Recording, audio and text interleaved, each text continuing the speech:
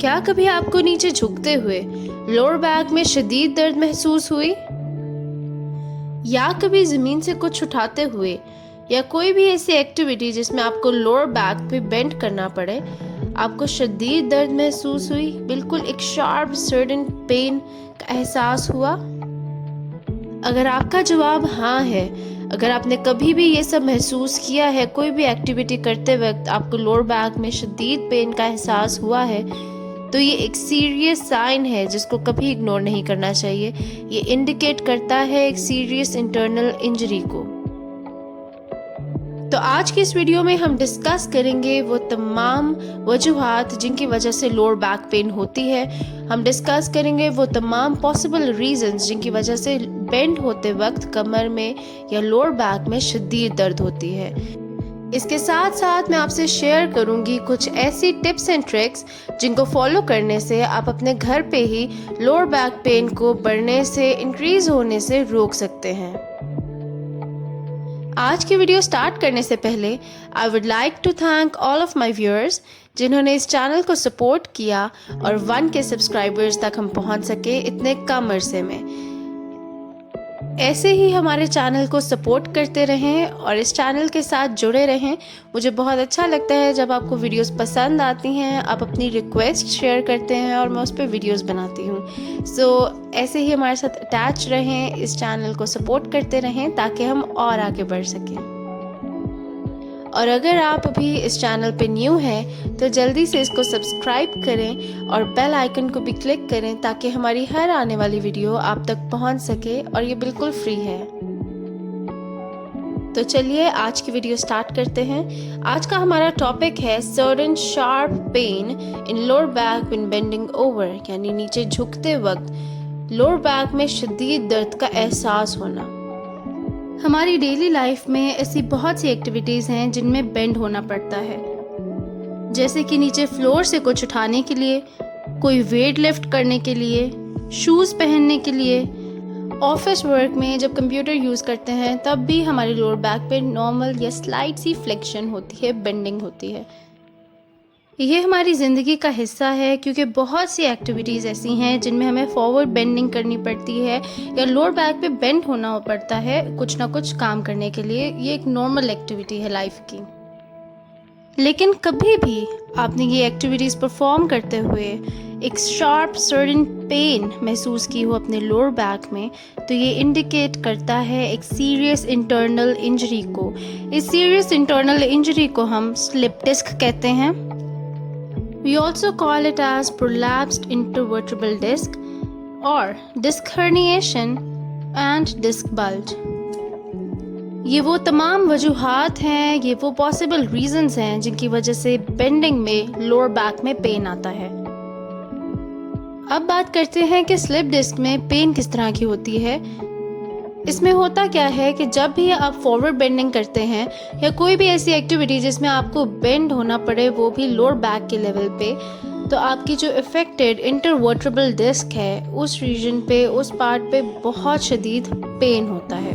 Slip disc का pen इतना शदीद होता है कि मैंने बहुत सारे ऐसे पेशेंट्स देखे हैं जो कि इस पेन की वजह से उनका सिटिंग, स्टैंडिंग, लाइंग हर पोस्चर डिस्टर्ब हो जाता है।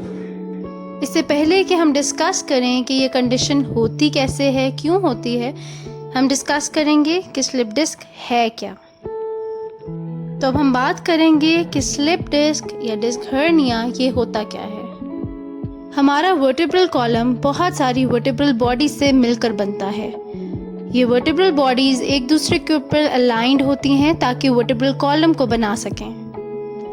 वर्टेब्रल कॉलम में हमारे पास सबसे ऊपर सर्वाइकल वर्टेब्रास हैं, उसके बाद थोरेसिक वर्टेब्रा, फिर lumbar vertebra, then sacral vertebras और एंड पे आते हैं कॉक्सिक्स। स्लिप डिस्क या डिस्क बल्ज सबसे ज़्यादा कॉमन है लंबर रीजन में।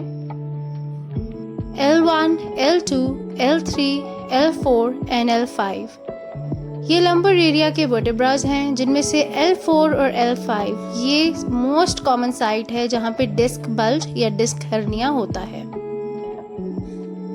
वर्टेब्रल कॉलम में हर 2 वर्टेब्रल बॉडीज के दरमियान में एक जेली लाइक मटेरियल प्लेस्ड है जिसको इंटरवर्टेब्रल डिस्क कहते हैं। अब बात करते हैं इंटरवर्टेब्रल डिस्क की। ये इंटरवर्टेब्रल डिस्क का हमारे वर्टेब्रल कॉलम में आखिर क्या रोल है और ये जेली लाइक मटेरियल क्यों दो वर्टेब्रास के दरमियान प्लेस्ड है। बेसिकली ये इंटरवर्टेब्रल डिस्क शॉक एब्जॉर्ब करती हैं। हम ना जाने डेली बेसिस पे कितनी एक्टिविटीज़ और कितनी मूवमेंट्स परफॉर्म करते हैं। हम इतने स्मूथली और इजीली बॉडी मूव करते हैं, ट्विस्ट करते हैं, जंप करते हैं बगैर किसी इंटरनल डैमेज के। जब भी आप किसी किस्म की भी मूवमेंट परफॉर्म करते हैं या कोई भी एक्टिविटी करते हैं, जिस तरह की स्विमिंग हो गई, जंपिंग, लोअर बैक पे बेंडिंग, कुछ लिफ्ट करना है तब, अपना शू लेस टाई करना है तब, या ट्विस्टिंग या एक्सरसाइज, इस तरह की किसी भी एक्टिविटी के दौरान जो स्ट्रेस है, जो शॉक है, वो एब्जॉर्ब करने का काम करती हैं हमारी intervertebral discs. They prevent the vertebrae from grinding against one another. ये तो था इंटरवर्टेब्रल डिस्क का एक बहुत ही इम्पॉर्टेंट फंक्शन हमारी बॉडी में, जो रोल ये प्ले कर रही हैं। अब हम डिस्कस करेंगे स्ट्रक्चर ऑफ इंटरवर्टेब्रल डिस्क को। इस जेली लाइक मटेरियल की फॉर्मेशन कैसी है, स्ट्रक्चर कैसा है, बना कैसे हुआ है। अगर आप इसको गौर से सुनेंगे तो इसके बाद स्लिप डिस्क में क्या होता है, डिस्क बल्ज में क्या होता है, किस तरह से ये पेनफुल कंडीशन डेवलप होती है, आप उसको बहुत बेहतर तरीके से अंडरस्टैंड कर सकेंगे। ये इंटरवर्टेब्रल डिस्क के स्ट्रक्चर में दो मोस्ट इम्पॉर्टेंट चीज़ें हैं, बहुत ज़रूरी चीज़ें हैं जो कि मिल के इस डिस्क को बनाती हैं। सबसे पहले आप देखेंगे एक्सटर्नल हार्ड लेयर, जिसको एन्युलस फाइब्रोसिस कहते हैं। ये आउटर स्ट्रक्चर है, ये एक्सटर्नल लेयर है। इसके बाद एन्युलस फाइब्रोसिस के अंदर आपको एक सॉफ्ट जेली लाइक स्ट्रक्चर मिलेगा, जिसको न्यूक्लियस पल्पोसिस कहते हैं। Annulus fibrosus encapsulates the soft jelly-like structure which is called as nucleus pulposus. हम डेली लाइफ में रूटीन में ना जाने कितनी बार लोअर बैक पे बेंड करते हैं और सब कुछ नॉर्मल रहता है। तो स्लिप डिस्क डेवलप कैसे होती है? अब स्लिप डिस्क में होता क्या है, एक पर्टिकुलर एबनॉर्मल पोस्चर में जब हम बेंड करते हैं अपने लोअर बैक पे, तो किसी एक पर्टिकुलर डिस्क के ऊपर उस गलत पोस्चर की वजह से स्ट्रेस पड़ता है, एक्सेसिव स्ट्रेस पड़ता है। इस एक्सेसिव स्ट्रेस की वजह से एन्युलस फाइब्रोसिस, जो कि एक्सटर्नल लेयर है डिस्क की, वो टियर हो जाती है। ये टियर या क्रैक पार्शियल भी हो सकता है और कंप्लीट भी हो सकता है, लेकिन ज़्यादातर केसेस में ये पार्शियल टियर होता है। एन्युलस फाइब्रोसिस के टियर हो जाने की वजह से जो अंदर soft jelly like structure nucleus pulposus था, वो भी डिस्टर्ब हो जाता है और न्यूक्लियस पल्पोसिस अपनी जगह से, अपनी एग्जैक्ट जगह से बाहर आ जाता है, which leads to slip disc और डिस्क हर्निया। इस प्रोट्रूजन की वजह से जो नर्व साथ साथ पास कर रही होती हैं, वो कंप्रेस होती हैं, which leads to sharp shooting pain in the lower back. तो किसी भी शख्स में इस कंडीशन के डेवलप हो जाने के बाद अगर वो फॉरवर्ड बेंडिंग में कोई भी काम करते हैं, जैसे कि टीथ ब्रश करना, वेट लिफ्ट करना, नीचे से कुछ भी उठाने के लिए, या कंप्यूटर यूज़ करते वक्त, ये तमाम एक्टिविटीज़ जिनमें फॉरवर्ड बेंडिंग आती है, तो बहुत शदीद पिंचिंग पेन लोअर बैक में वो एक्सपीरियंस करेंगे। अब हम बात करेंगे कि आखिर ये पेन होता क्यों है, physics of the pain, why this pain occurs. एक नॉर्मल इंटरवर्टेब्रल डिस्क का स्ट्रक्चर हमने डिस्कस किया, फिर हमने देखा कि एन्युलस फाइब्रोसिस में टियर आने की वजह से, चाहे वो पार्शियल हो या कंप्लीट टियर हो, उसमें टियर आ जाने की वजह से न्यूक्लियस पल्पोसिस अपनी एग्जैक्ट लोकेशन से, अपनी एग्जैक्ट जगह से बाहर आ जाता है, जिसकी वजह से आके स्लिप डिस्क या डिस्क बल्ज, डिस्क हर्निया जैसी पेनफुल कंडीशन पैदा होती है। तो आखिर पेन क्यों और कैसे होता है? डिस्क पहले से ही बल्ज्ड है, अब उसने नॉर्मल स्ट्रक्चर में वो नहीं रही। ऐसे में जब कोई भी फॉरवर्ड बेंडिंग करने की कोशिश करता है, तो वो अफेक्टेड डिस्क जो कि बल्ज्ड है, इस बेंडिंग की वजह से, इस एक्शन की वजह से वो मज़ीद बाहर की तरफ पुश होती है, मज़ीद बाहर की तरफ निकलती है। इससे जो भी नर्व साथ पास कर रही होती हैं, उनके ऊपर कंप्रेशन पड़ता है, दबाव पड़ता है, which leads to sharp and certain pain. इसीलिए जब भी किसी को स्लिप डिस्क डायग्नोज होता है तो आपके डॉक्टर आपको हमेशा फॉरवर्ड बेंडिंग अवॉइड करने का कहेंगे। वो तमाम एक्टिविटीज़ जिनमें फॉरवर्ड बेंडिंग करनी पड़ती है, जिसमें झुकना पड़ता है, उनको अवॉइड करने का कहेंगे, क्योंकि उससे ये मज़ीद बढ़ जाएगा, ये पेन बढ़ जाता है फॉरवर्ड बेंडिंग से। तो अब मैं आपसे डिस्कस करूंगी वो सिंपल टिप्स एंड ट्रिक्स जिनको घर पे भी अगर आप फॉलो करेंगे तो आप अपने पेन को कम कर सकते हैं। सबसे पहले तो फॉरवर्ड बेंडिंग अवॉइड करें।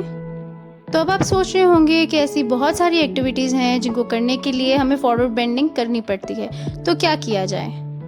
एक सिंपल सी ट्रिक है, आपने अपने लोअर बैक को बेंड नहीं करना। अगर आपने नीचे से कुछ उठाना है, वेट लिफ्ट करना है, तो सिंपली पहले बैठें, अपने लेग्स को बेंड करें और अपनी स्पाइन को स्ट्रेट रखें। स्लिप डिस्क में बहुत सारे पेशेंट सर्जरी की तरफ भी जाते हैं, सर्जरी भी करवाते हैं, लेकिन मेरा अपना पर्सनल ओपिनियन है कि स्लिप डिस्क में आप सर्जरी ना करवाएं। सर्जरी हमारे पास एक लास्ट ऑप्शन होती है, उससे बहुत बेहतर है फिजियोथेरेपी। फिजियोथेरेपी एक बहुत सेफ और नॉन इन्वेसिव ट्रीटमेंट है।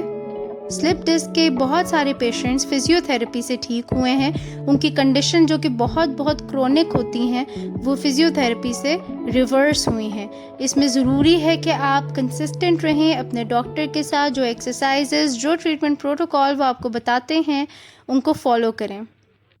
स्लिप डिस्क के लिए जो बहुत बेनिफिशियल एक्सरसाइजेज हैं, उनमें आती है bridging, upper back strengthening exercise, lower back strengthening exercise, knee to chest. ये तमाम एक्सरसाइजेज 20 बार एक सिंगल सेशन में करनी है, और वो भी दिन में 2 बार। अगर आप रेगुलरली इन एक्सरसाइजेज को सही पैटर्न से फॉलो करते हैं, सही पैटर्न से और सही पोस्चर को जहन में रखते हुए एक्सरसाइजेज परफॉर्म करते हैं, तो स्लिप डिस्क जैसी पेनफुल कंडीशन रिवर्स हो सकती है।